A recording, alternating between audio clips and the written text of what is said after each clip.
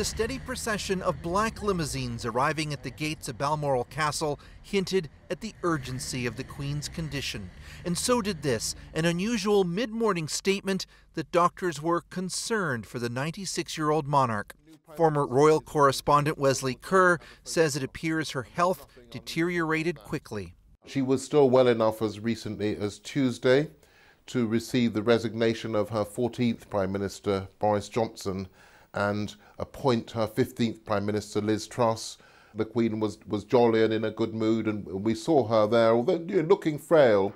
By mid-afternoon, a jet carrying her sons, Princes Andrew and Edward, and her grandson, Prince William, touched down in nearby foggy Aberdeen.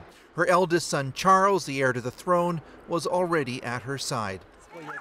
And Prince Harry, who'd been in Germany, headed to Balmoral too, although he wouldn't make it in time. Thank you, Mr. Speaker. In Britain's House of Commons, anxious parliamentarians sent their best wishes. We send our best wishes to Her Majesty the Queen. And the country held its collective breath. Then, around 6:30 local time, this is how the BBC, the public broadcaster, broke the momentous news.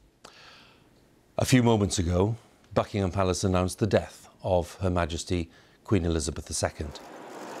The flags at Downing Street were immediately lowered, and Prime Minister Liz Truss made a statement.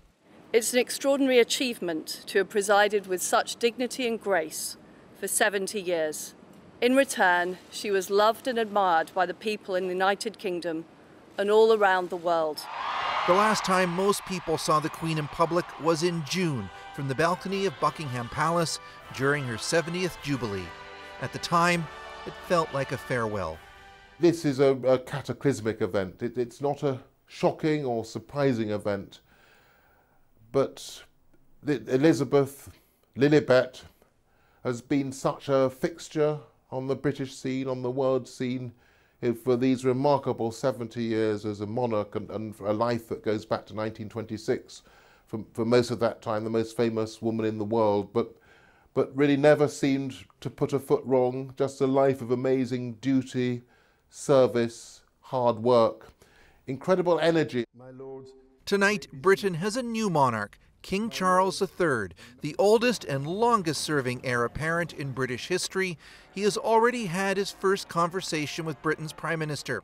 He plans to make his first address to the nation and the Commonwealth on Friday. This was not a day to talk about funeral or logistics, although that will dominate events over the next few days. Instead, commentators focused on the Queen, on her life and her legacy, and the strange sensation of a Great Britain without her. Adrienne. And Chris, I know it's raining, I know it's dark. People started gathering there as soon as the news broke. You might not be able to see much, but can you give us a sense of the flavor of the scene there tonight? Well, we are right here next to the gates. It is in a downpour.